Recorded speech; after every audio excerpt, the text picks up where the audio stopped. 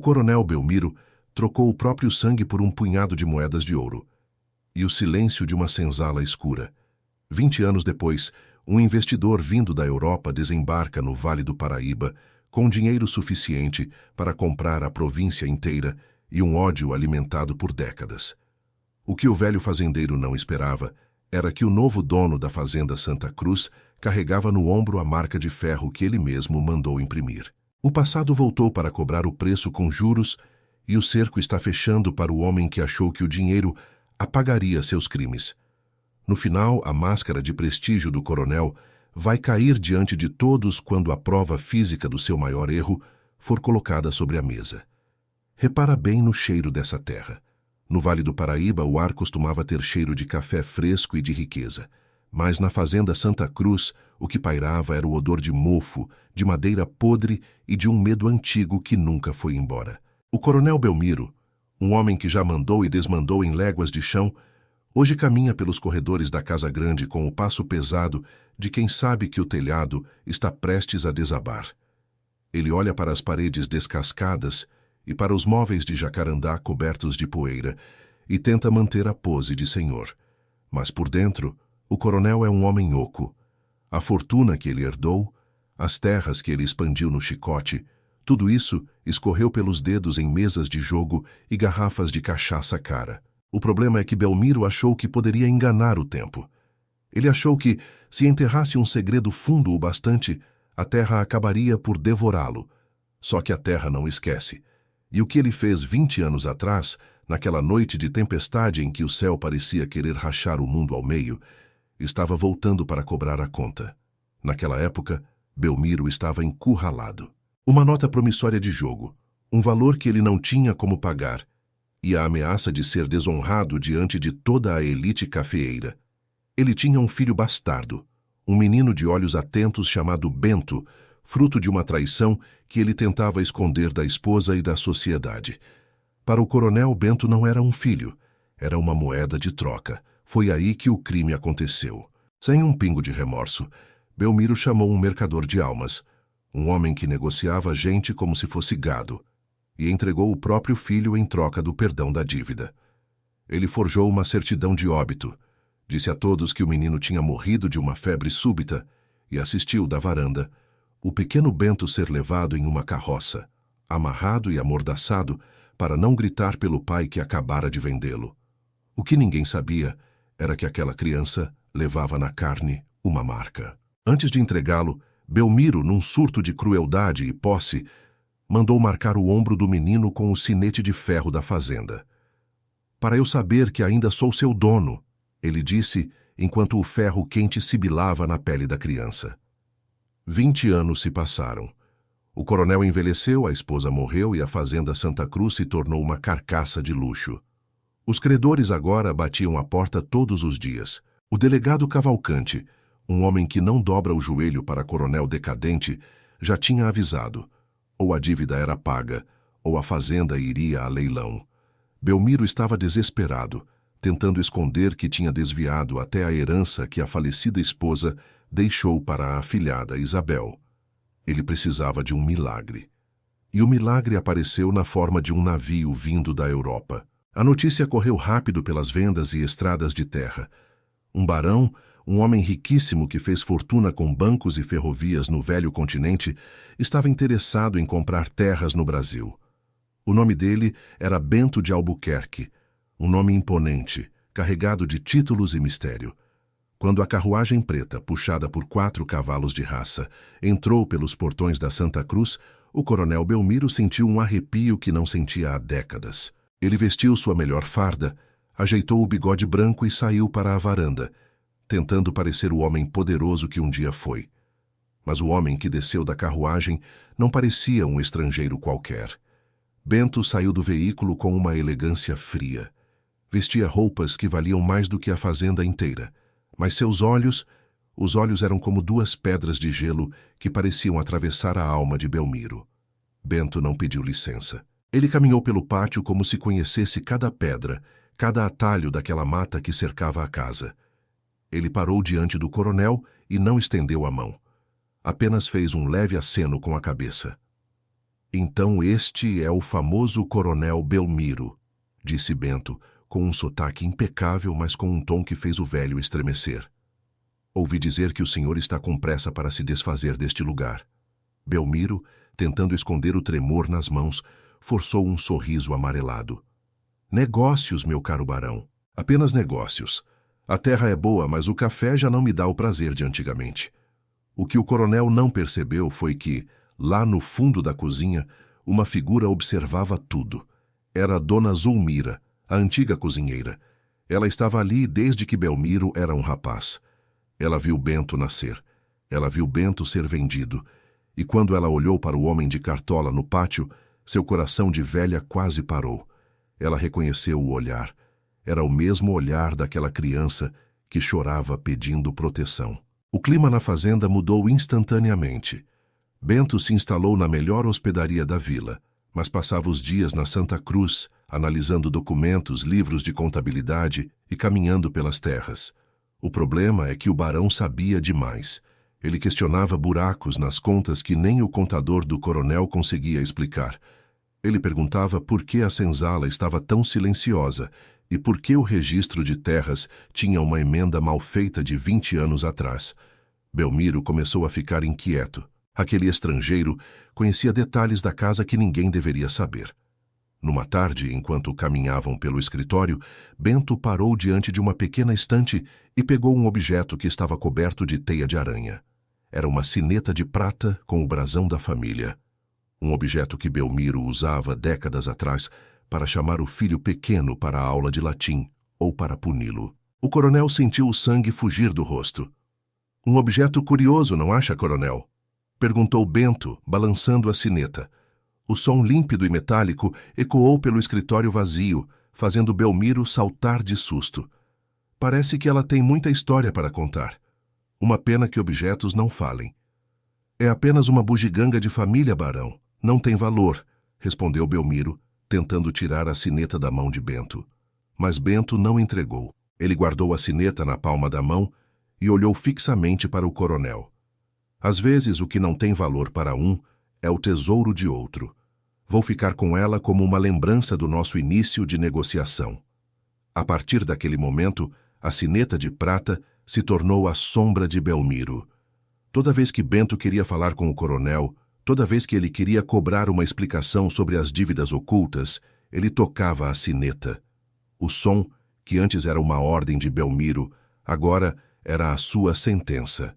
Mas a desconfiança do coronel estava crescendo. Ele não era bobo. Ele percebeu que o barão falava português com uma precisão que não condizia com alguém que passou a vida toda em Paris ou Londres. Havia algo de familiar na forma como Bento franzia a testa. E havia Isabel. A afilhada de Belmiro, uma jovem que sempre foi tratada como um peso pelo padrinho, começou a conversar com o barão, sem saber das intenções de Bento. Ela entregou a ele os livros de contabilidade que Belmiro mantinha escondidos sob o assoalho do quarto. Isabel só queria ajudar a salvar a fazenda, mas o que ela deu a Bento foi a corda para enforcar o coronel.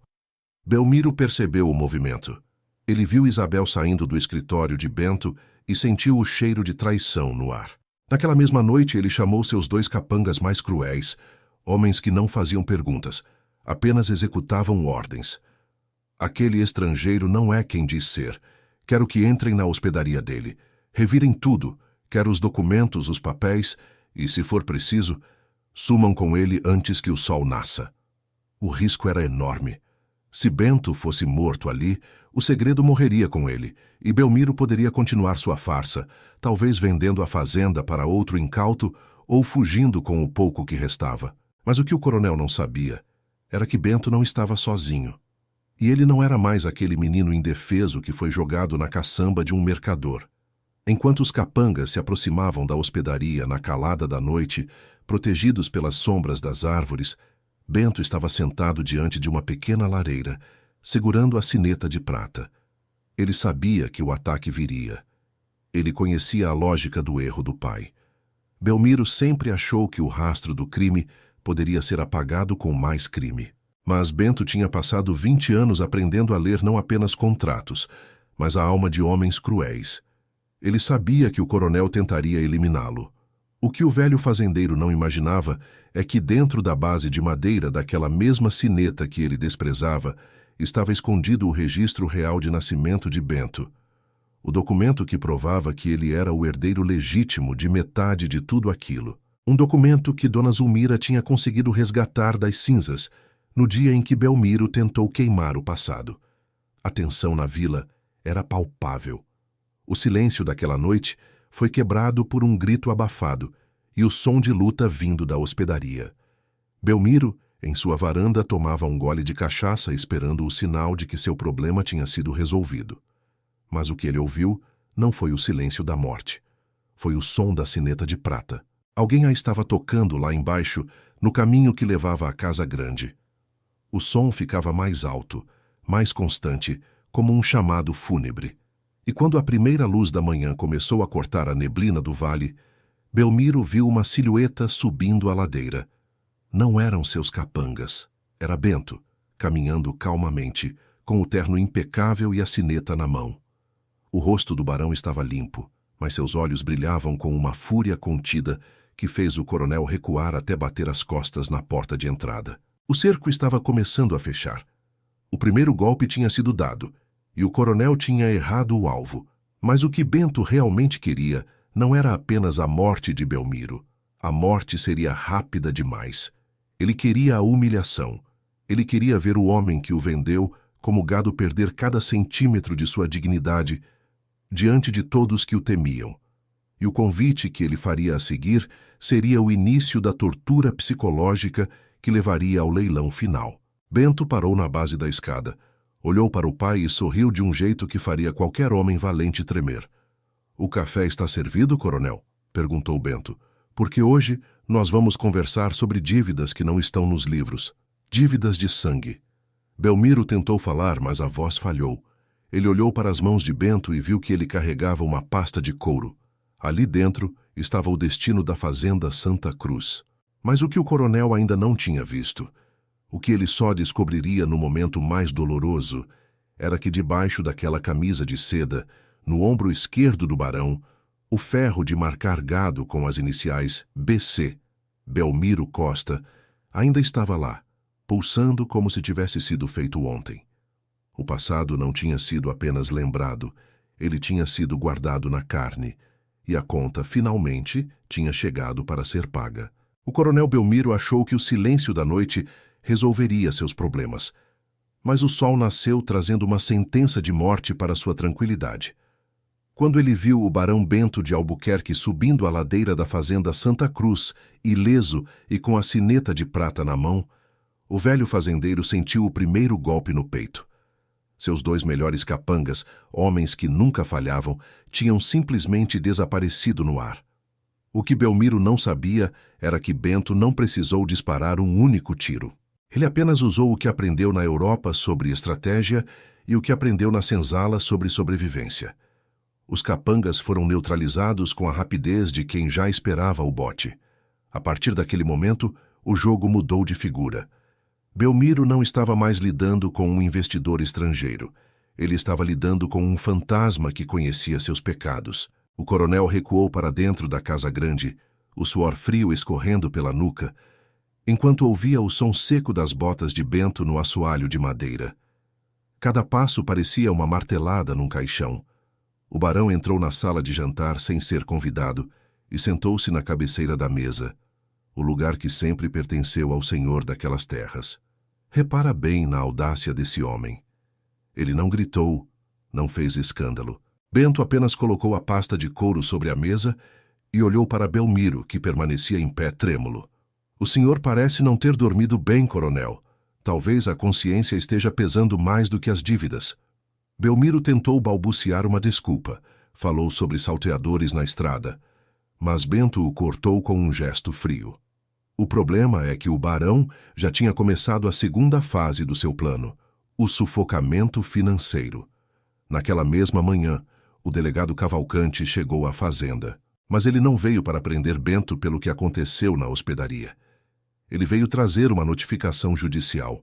Bento tinha ido à vila no dia anterior e, com uma montanha de ouro, comprou todas as notas promissórias que Belmiro tinha espalhadas pelo comércio local. O dono da venda, o boticário até o agiota da província, todos tinham vendido as dívidas do coronel para o barão. Agora, Belmiro não devia mais a terceiros. Ele devia tudo, cada centavo, diretamente ao homem que ele tentou matar horas antes. Esse foi o primeiro grande golpe. Belmiro estava encurralado na própria casa. Se ele não pagasse o valor total em 48 horas, a Fazenda Santa Cruz iria a leilão público. E quem você acha que seria o único comprador com dinheiro suficiente na mão? Exatamente. Bento estava comprando a fazenda pedaço por pedaço, antes mesmo do leilão começar. Mas a tortura de Bento era refinada. Ele não queria apenas o papel da terra. Ele queria que Belmiro confessasse o que fez. Foi então que Bento fez um convite que soou como uma ordem. Ele exigiu que o coronel servisse um jantar naquela noite para celebrar o acordo que estava por vir. Belmiro, sem saída e esperando ganhar tempo para um novo ataque, aceitou. O que se seguiu naquela noite foi uma cena que ninguém na Santa Cruz jamais esqueceria. Bento exigiu que o cardápio fosse simples: angu, feijão gordo e carne de sol. Comida de gente do campo, comida que Belmiro desprezava servir em sua mesa de prata. Durante o jantar, a tensão era tão grossa que poderia ser cortada com uma faca de carniceiro. Isabel, a afilhada, estava presente, observando o duelo silencioso entre os dois homens. Ela via o medo nos olhos do padrinho e uma curiosidade estranha nos olhos do barão. Bento pegou uma colher de angu e olhou para o coronel. Sabe, Belmiro, eu conheci um menino uma vez. Ele dizia que o pai dele o obrigava a comer o que sobrava dos cães, enquanto o senhor se banqueteava com perdizes. O coronel engasgou com o vinho. Histórias de gente invejosa, barão. Nunca houve nada disso nestas terras. Bento sorriu, um sorriso que não chegava aos olhos. O menino também dizia que o pai tinha um sinete de ferro, um ferro usado para marcar o couro das reses, mas que numa noite de bebedeira o pai usou para marcar a própria carne do filho. Isabel soltou um suspiro de horror. Belmiro sentiu a cadeira vacilar. Ele reconheceu a história. Ele reconheceu o crime que tentou apagar da memória com cachaça. Mas o que ninguém esperava era o que aconteceu em seguida. Dona Zulmira, a cozinheira, entrou na sala para retirar os pratos. Suas mãos tremiam, mas seus olhos estavam fixos em Bento. Ela carregava um segredo que queimava mais que o ferro quente. Há 20 anos, Zulmira tinha guardado um pote de barro escondido sob as raízes de uma gameleira velha nos fundos da cozinha. Dentro desse pote, enrolado em panos encerados para não apodrecer, estava o contrato original de venda de Bento. Belmiro achou que tinha queimado o documento, mas Zulmira, num ato de coragem desesperada, tinha trocado os papéis no último segundo. Enquanto servia o café, Zulmira trocou um olhar rápido com Bento. Foi o sinal. O barão sabia que a prova física de sua venda estava segura, mas ele precisava de mais. Ele precisava que Belmiro se revelasse diante da lei. O problema é que o coronel, sentindo o cerco fechar, decidiu jogar sua última cartilha de desespero. Se ele não podia matar o barão, ele iria destruir as provas. Naquela madrugada, Belmiro, agindo como um louco, pegou uma tocha e se dirigiu ao cartório da vila. Ele acreditava que se queimasse os registros de nascimento e as certidões de óbito forjadas, Bento nunca poderia provar quem era. Ele ateou fogo no pequeno prédio de madeira e assistiu com um sorriso maníaco as chamas devorarem os documentos da província. Agora você é ninguém, barão de nada, ele gritava para o vento. Só que o que Belmiro não sabia era que Bento já tinha se antecipado. O barão não era apenas rico, ele era meticuloso. Dias antes, ele já tinha enviado cópias autenticadas do testamento da avó, que deixava metade das terras para o neto falecido, para o delegado Cavalcante e para o juiz da capital. O incêndio no cartório não apagou o passado, apenas provou o desespero e a culpa do coronel. Belmiro tinha acabado de cometer um crime público para esconder um crime privado. No dia seguinte, a vila acordou com o cheiro de cinzas e a notícia de que o coronel Belmiro tinha enlouquecido. Mas o clímax ainda estava longe. O leilão da Fazenda Santa Cruz foi marcado para o pátio da Casa Grande. Toda a elite, os credores e até os trabalhadores que viviam sob o jugo de Belmiro estavam lá. O coronel apareceu com a roupa suja de fuligem, tentando manter uma arrogância que já não enganava ninguém. Bento chegou por último. Ele não vestia o terno caro de barão. Ele usava uma camisa simples, de linho branco, com as mangas dobradas. Ele caminhou até o centro do pátio, onde o leiloeiro se preparava para começar. O delegado Cavalcante estava ao lado, com a mão no cabo da arma, observando cada movimento de Belmiro. O coronel, vendo que ia perder tudo, gritou para quem quisesse ouvir: "Este homem é um impostor, um estrangeiro que quer roubar nossas terras com dinheiro sujo. Ele não tem nome, não tem família." Foi nesse momento que o silêncio caiu sobre a fazenda Santa Cruz.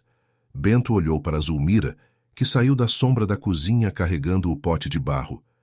Ela o entregou a Bento diante de todos. Bento quebrou o pote no chão de pedra. Entre os cacos, ele pegou o contrato de venda amarelado pelo tempo, mas ainda legível. Ele entregou o papel ao delegado. "Aqui está o registro do meu valor, coronel. O senhor me vendeu por 30 moedas de ouro para pagar uma dívida de bacará." As pessoas começaram a sussurrar. A máscara de Belmiro estava rachando. Ele tentou avançar sobre Bento, chamando-o de mentiroso, de escravo fugitivo, de lixo. Mas Bento não se moveu. Ele apenas começou a desabotoar os primeiros botões da camisa.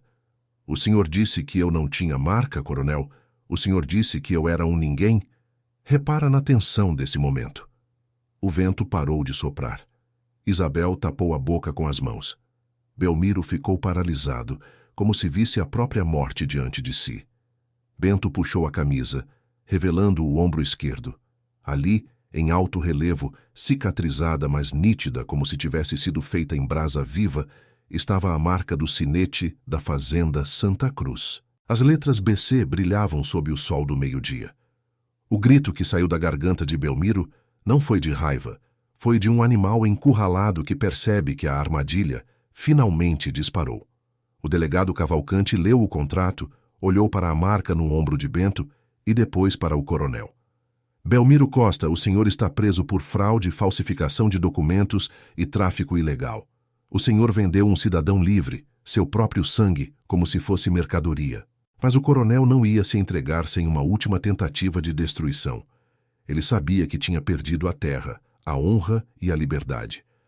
Em um movimento rápido, ele sacou uma pequena garrucha que escondia na cintura e apontou não para Bento, mas para Isabel. "Se eu vou cair, eu levo o que restou dessa família comigo", ele berrou, os olhos injetados de sangue. O que Belmiro não esperava era que a lealdade que ele comprou com medo por tantos anos tinha acabado. Antes que ele pudesse puxar o gatilho, Zulmira, a mulher que ele humilhou por décadas, atirou um pesado caldeirão de ferro contra o braço do coronel. A arma disparou para o alto e o delegado e seus homens pularam sobre Belmiro, derrubando-o no chão sujo do pátio que ele um dia chamou de império. Bento se aproximou do pai caído. Ele não sentia pena, ele não sentia alegria. Ele apenas sentia o peso de 20 anos sendo finalmente retirado de seus ombros. Ele se inclinou e sussurrou no ouvido de Belmiro, alto o suficiente para que os presentes ouvissem: "O senhor me vendeu por ouro, coronel, mas eu comprei o senhor com a verdade, e a verdade é que este lugar nunca foi seu. Ele pertencia àqueles que o senhor esmagou. O destino de Belmiro foi selado ali mesmo. Ele foi levado algemado, sob os olhares de desprezo de seus antigos pares. A fazenda Santa Cruz não foi a leilão. Bento apresentou o testamento da avó e a prova de sua identidade, assumindo a posse legal de cada hectare. Mas a primeira coisa que ele fez, como novo dono, não foi plantar mais café. Ele reuniu todos os trabalhadores, abriu os portões da senzala e anunciou que, a partir daquele dia, a Santa Cruz seria um lugar de homens livres, trabalhando por salários e dignidade. Belmiro morreu meses depois em uma cela úmida e escura, a mesma escuridão que ele impôs a Bento 20 anos atrás. Ele morreu sem um tostão, sem um amigo e com o nome manchado para sempre na história do Vale do Paraíba. A ganância cega o criminoso para os rastros que ele deixa no caminho. Quem planta traição e vende o próprio sangue, acaba colhendo a própria ruína quando a conta finalmente chega. A justiça pode demorar, pode atravessar oceanos e levar décadas, mas ela sempre encontra o caminho de casa. Bento transformou a Casa Grande em um memorial, para que ninguém nunca esquecesse o que aconteceu naquelas terras. E a sineta de prata? Ele a derreteu e transformou em uma placa na entrada da fazenda com uma única frase: aqui, a liberdade não se vende. Se essa história de justiça e reviravolta tocou você, deixe seu like e se inscreva no canal para mais casos reais e impactantes como este. Compartilhe esse vídeo para que mais pessoas conheçam a força da verdade. E comente aqui embaixo de qual cidade você está assistindo. Sua participação é o que mantém essas histórias vivas. Pensaram que a queda do Coronel Belmiro era o fim da linha? Pois fiquem sabendo que no Vale do Paraíba daquela época, a justiça era um bicho que demorava a morder e muitas vezes perdia os dentes no caminho. Belmiro foi levado algemado, mas a fazenda Santa Cruz ainda sangrava. O que Bento não sabia, e o que ninguém na vila ousava dizer em voz alta, era que o coronel não tinha agido sozinho durante todos aqueles anos. O mal naquela região tinha raízes profundas, e Bento tinha acabado de podar apenas o galho mais podre. A terra ainda escondia segredos que fariam o sangue de qualquer um gelar, e o preço para manter aquela fazenda seria muito maior do que o ouro que ele trouxe da Europa. Repara bem no silêncio que ficou na Casa Grande depois que o delegado Cavalcante levou o velho. Não era um silêncio de paz. Era aquele silêncio pesado que a gente sente antes de uma tempestade de granizo. Bento agora era o dono legal, tinha os papéis, tinha a marca no ombro e tinha a chave do casarão no bolso. Mas quando ele entrou no escritório que pertenceu ao pai, o cheiro de charuto e de suor de medo ainda estava impregnado nas cortinas de veludo. Ele se sentou na cadeira de couro e olhou para as prateleiras cheias de livros de contabilidade falsificados. Foi aí que ele percebeu que a sua vitória era, na verdade, o início de uma guerra muito mais perigosa. O problema é que os vizinhos de Belmiro, os outros coronéis do café, não viram a volta de Bento como um ato de justiça. Para eles, Bento era um precedente perigoso. Um homem que foi vendido como escravo e voltou como patrão. Isso era um insulto à ordem que eles mantinham no chicote. Naquela mesma noite, enquanto Bento tentava organizar os papéis para libertar oficialmente os trabalhadores, 3 carruagens luxuosas pararam discretamente na entrada da fazenda Boa Vista, a propriedade vizinha. Os donos das maiores terras da região estavam se reunindo. Eles não iam permitir que um impostor com marca de ferro ditasse as regras no vale. O primeiro obstáculo de Bento surgiu logo na manhã seguinte. Um oficial de justiça da capital, enviado por um juiz que devia favores aos coronéis locais, apareceu no portão com uma liminar. A alegação era de que o título de barão de Bento era falso e que a sua identidade como herdeiro precisava de uma investigação que poderia levar anos. Até lá, disse o oficial com um sorriso cínico, as contas da fazenda ficam bloqueadas e o senhor não pode dar uma ordem sequer. Bento sentiu o golpe. Ele tinha o dinheiro, mas agora o sistema estava se fechando para asfixiá-lo. Eles queriam que ele ficasse sem recursos, cercado por trabalhadores que esperavam por mudanças e credores que queriam ver o circo pegar fogo. Só que Bento não tinha passado 20 anos na Europa apenas contando moedas. Ele tinha aprendido como a burocracia era usada para esmagar os pobres, e ele sabia como devolvê-la. Enquanto o oficial lia a ordem, Bento apenas retirou um pequeno selo de cera vermelha do bolso. Era o brasão de um banco suíço, que financiava metade das exportações de café do Brasil para a Europa. Diga ao seu juiz, Bento disse com a voz calma que fazia o oficial tremer, que se ele bloquear 1 centavo desta fazenda, eu bloqueio o crédito de cada coronel desta província no mercado europeu. Eles querem me tirar as terras, pois eu vou tirar deles os compradores. Mas enquanto Bento lutava nas frentes legais, a verdadeira ameaça crescia dentro de casa. Isabel, a afilhada de Belmiro, estava em choque. Ela tinha crescido vendo o padrinho como um herói decadente e de repente descobriu que ele era um monstro que vendeu o próprio filho. Ela andava pelos corredores como uma assombração, sem saber se fugia ou se pedia perdão. Bento a encontrou na biblioteca chorando sobre um álbum de retratos velhos. Você não tem culpa do que ele fez, Bento disse sem se aproximar. Mas o sangue dele corre nas suas veias através do nome que você carrega. Você precisa decidir se quer ser a herdeira do crime ou a testemunha da justiça. Isabel olhou para ele com os olhos vermelhos. Ele me disse que você tinha morrido. Ele me fez rezar por você durante anos, diante de um túmulo vazio. Foi aí que ela entregou a Bento a peça que faltava no quebra-cabeça. Isabel sabia de um cofre escondido, não na parede, mas sob a pedra fundamental da antiga capela da fazenda. Belmiro, em seus momentos de bebedeira, dizia que se um dia o mundo acabasse, ele teria o livro negro para garantir sua salvação. Bento não perdeu tempo. Com a ajuda de Zulmira e de alguns trabalhadores que agora o olhavam com uma mistura de esperança e desconfiança, ele foi até a capela. Eles cavaram sob a luz de tochas, o som das picaretas batendo na pedra ecoando como batidas de coração. Quando a tampa de pedra finalmente cedeu, eles encontraram uma caixa de chumbo. Dentro não havia ouro. Havia algo muito mais valioso e terrível. O registro de todos os negócios sujos que Belmiro tinha feito com os outros coronéis da região. Era o livro negro. Ali estavam anotados empréstimos ilegais, subornos a juízes e, o pior de tudo, uma lista de outras crianças que tinham tido o mesmo destino de Bento. Belmiro não era apenas um pai cruel. Ele era o centro de uma rede de tráfico que operava nas sombras do Vale do Paraíba. E o nome que mais aparecia como comprador e sócio de Belmiro era o do comendador Silveira, o homem que estava liderando a conspiração contra Bento naquela mesma noite. A revelação foi um soco no estômago. Bento percebeu que sua vingança pessoal era pequena perto do que precisava ser feito. Ele segurava o livro com as mãos trêmulas, sentindo o peso de cada vida ali anotada. O comendador Silveira não era apenas um vizinho ganancioso. Ele era um monstro que financiou a venda de Bento 20 anos atrás. Foi Silveira quem deu as moedas de ouro que Belmiro usou para pagar suas dívidas de jogo. O cerco que Bento achou que tinha fechado em Belmiro, na verdade, era apenas a entrada de um labirinto de horrores.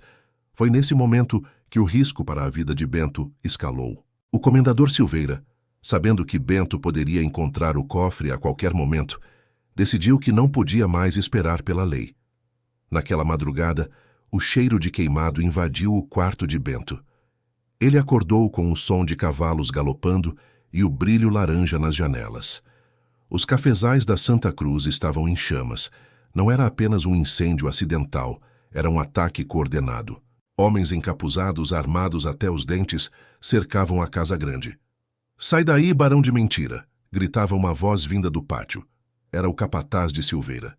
Eles não queriam apenas as terras, eles queriam queimar as provas e o dono junto com elas. Bento correu para o corredor e encontrou Zulmira e Isabel apavoradas. "Para o porão!" ele ordenou, mas ele mesmo não desceu.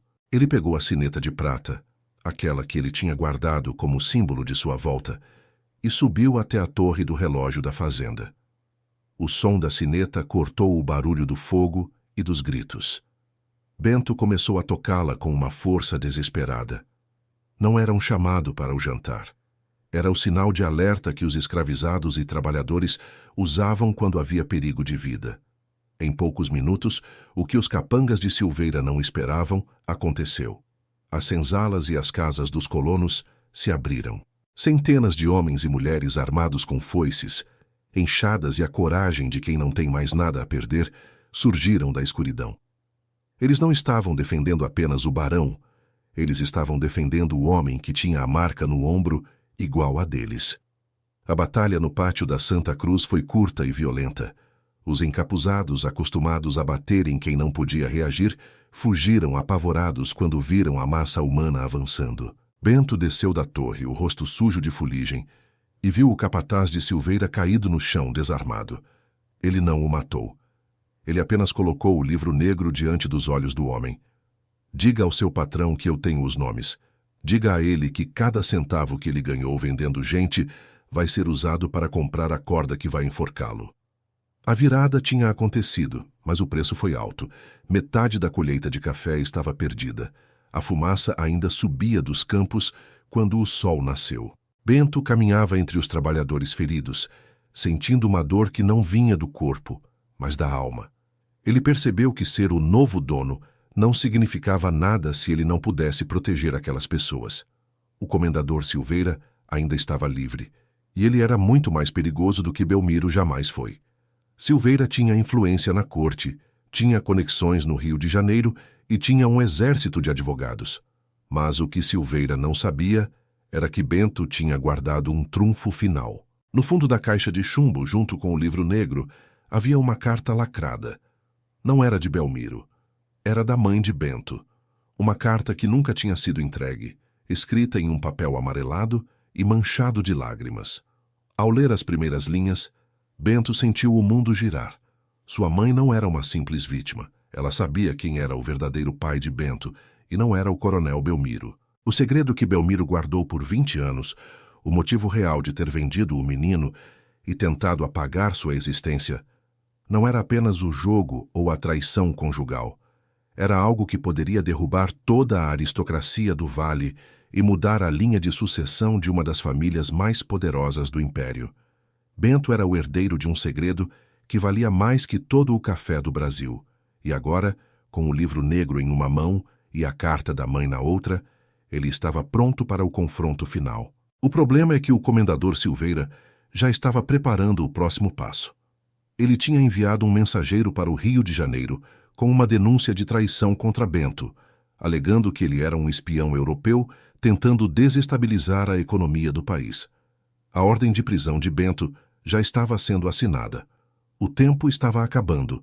Bento precisava agir antes que as tropas do governo chegassem ao vale. Ele olhou para a marca no seu ombro e depois para a sineta de prata. O símbolo da sua escravidão agora seria o instrumento da sua vitória total. Ele chamou Isabel e Zulmira. Preparem a carruagem. Nós vamos para a capital. Se eles querem um escândalo, eu vou dar a eles a maior queda que este império já viu. Mas o que Bento não percebeu enquanto se preparava para partir era que alguém estava observando da mata. Um par de olhos que conhecia Bento desde pequeno. Um homem que todos achavam que tinha morrido na mesma noite em que Bento foi vendido. Era um mercador de almas. O homem que comprou Bento 20 anos atrás. Ele tinha voltado não para ajudar Silveira, mas para cobrar uma dívida que o comendador nunca pagou. A trama estava se tornando um nó cego, e Bento estava prestes a descobrir que, no mundo dos homens sem honra, o inimigo do seu inimigo pode ser o perigo mais letal de todos. A jornada para a capital seria uma corrida contra o tempo e contra a morte. Cada curva da estrada era um risco de emboscada. Mas Bento não tinha mais medo. Ele tinha a verdade, e a verdade, como ele mesmo dizia, é a única coisa que não pode ser marcada com ferro quente. A contagem regressiva para o leilão final da alma do Vale do Paraíba tinha começado, e Bento de Albuquerque estava pronto para jogar a última carta. O sangue que Bento carregava nas veias não era o de um covarde como Belmiro, e a verdade que ele trazia no bolso era capaz de incendiar o império. O segredo que o coronel tentou queimar e que o comendador Silveira tentou abafar com fogo era apenas a ponta de um iceberg de podridão que afundaria toda a elite do Vale do Paraíba.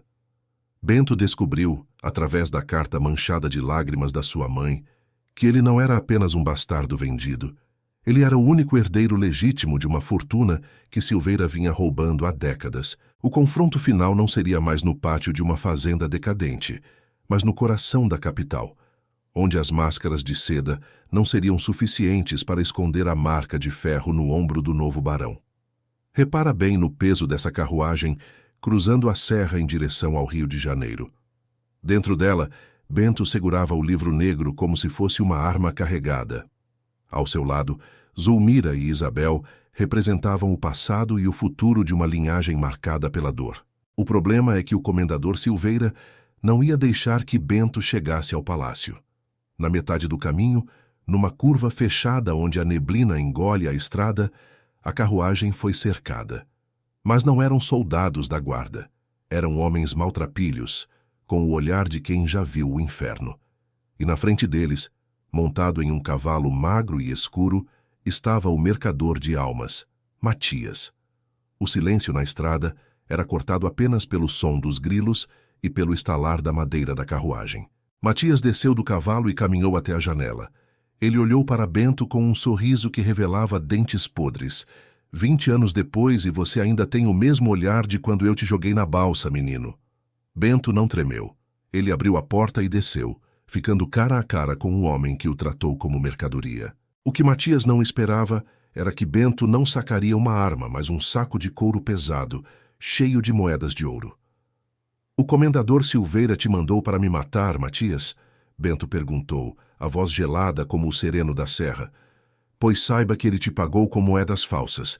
Ele mandou meus capangas te emboscarem assim que você fizesse o serviço. Ele não deixa testemunhas vivas. Foi aí que a dúvida plantou sua semente no mercador. Matias sabia que Silveira era um traidor por natureza. Bento jogou o saco de ouro aos pés do mercador. Esse ouro é meu, ganho honestamente. Ele vale 10 vezes o que Silveira te prometeu. Eu não quero a sua morte, Matias. Eu quero a sua voz. Eu quero que você conte ao juiz quem pagou para levar o filho do coronel Belmiro naquela noite. O mercador de almas, movido pela ganância e pelo medo da traição do comendador, mudou de lado no ato. O lobo tinha virado o guia.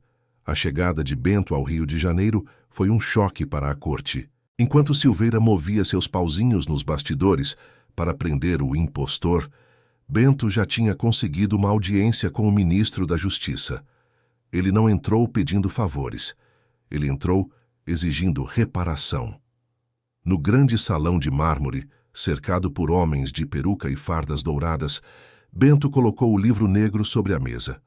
Aqui estão os nomes dos senhores que financiam o tráfico ilegal e a escravidão de cidadãos livres. E aqui, disse ele apontando para a carta da mãe, está a prova de que o comendador Silveira forjou o testamento do meu verdadeiro avô para ficar com as terras da Santa Cruz e da Boa Vista. A virada foi absoluta. O comendador Silveira, que estava no salão esperando a ordem de prisão de Bento, sentiu o chão sumir. Ele tentou alegar que Bento era um louco, um escravo fugitivo com documentos falsos. Mas Bento não recuou. Diante de todos os nobres e autoridades, ele retirou o paletó e desabotoou a camisa de seda. Ele mostrou a cicatriz BC no ombro. Esta marca foi feita pelo coronel Belmiro, a mando de Silveira, mas o sangue que ela marcou é o sangue da família Albuquerque, a quem o senhor Silveira deve cada centavo de sua fortuna. O escândalo explodiu como pólvora. O livro negro continha provas de subornos que atingiam até os níveis mais altos do governo. O ministro, vendo que não podia mais proteger Silveira sem cair junto, ordenou a prisão imediata do comendador. Silveira tentou fugir pelos jardins, mas foi capturado pelos mesmos guardas que ele costumava subornar. A máscara de prestígio tinha caído, revelando um criminoso comum, encurralado pelos seus próprios registros. Enquanto isso, de volta ao Vale do Paraíba, o coronel Belmiro definhava na prisão da vila. Ele soube da queda de Silveira e percebeu que não tinha mais ninguém para salvá-lo. Belmiro morreu de uma febre súbita, sozinho, gritando o nome do filho que ele vendeu. Dizem que, nas suas últimas horas, ele via a sineta de prata balançando no canto da cela, embora não houvesse nada lá. A culpa tinha se tornado o seu carcereiro final. A resolução da história trouxe uma justiça que o Vale nunca tinha visto. Bento assumiu a posse legal de todas as terras da região que pertenciam à sua família por herança, mas ele não se tornou um novo coronel. Ele transformou a Fazenda Santa Cruz em uma cooperativa de trabalhadores livres. Ele rasgou os antigos contratos de servidão e deu dignidade a quem só conhecia o chicote. Isabel, a afilhada que sobreviveu ao caos, tornou-se a administradora de uma escola para os filhos dos trabalhadores, limpando o nome da família através da educação. Zulmira, a velha cozinheira, finalmente pôde descansar. Ela viveu seus últimos anos no quarto principal da casa grande, tratada não como empregada, mas como a mãe que Bento nunca teve. Ela morreu em paz, sabendo que o pote de barro que ela guardou por 20 anos tinha sido o alicerce de um mundo novo. O mercador Matias desapareceu com o ouro de Bento, mas seu depoimento foi o prego final no caixão de Silveira, que passou o resto dos seus dias em uma prisão de segurança máxima, trabalhando nas pedreiras que ele mesmo ajudou a financiar. Repara na mensagem que essa história deixa. A ganância e a crueldade podem até construir impérios de café e mármore, mas eles são construídos sobre areia movediça. O rastro do crime é como uma ferida que não cicatriza. Ela pode até ser coberta com roupas caras, mas continua pulsando lá embaixo. O papel aceita a mentira, mas a carne e a memória não esquecem.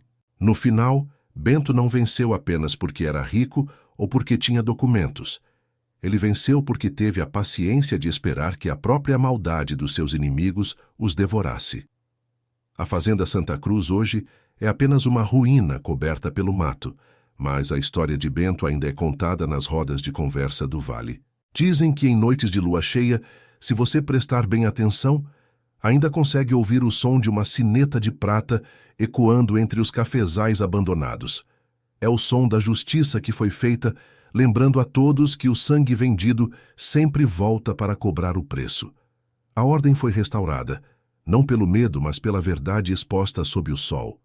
Bento de Albuquerque nunca mais usou o título de barão. Ele dizia que o único título que realmente importava era o de homem livre. Ele viveu o resto de seus dias vendo o vale se transformar, cuidando daquelas terras como um guardião, e não como um dono. A cicatriz no seu ombro nunca sumiu, mas ela deixou de ser um símbolo de dor para se tornar um troféu de resistência. Ele provou que, mesmo quando o mundo te vende por moedas, você ainda pode voltar e comprar o seu destino de volta. A justiça emocional foi completa. Os vilões pagaram com a vida e com a honra, e as vítimas tornaram-se os protagonistas de uma nova era. O Vale do Paraíba nunca mais foi o mesmo depois que o filho vendido voltou da Europa. A verdade triunfou sobre o ferro quente, e a liberdade floresceu onde antes só havia sombra e medo. Se essa história de justiça, coragem e reviravolta tocou o seu coração, não deixe de apoiar o canal. Deixe o seu like, se inscreva para não perder os próximos relatos e compartilhe esse vídeo com quem precisa saber que a verdade sempre aparece. Comente aqui embaixo. Você acredita que a justiça sempre chega, não importa quanto tempo passe? Diga também de qual cidade você está nos acompanhando. Sua presença aqui é o que nos motiva a continuar resgatando essas memórias do Brasil profundo. Até a próxima história.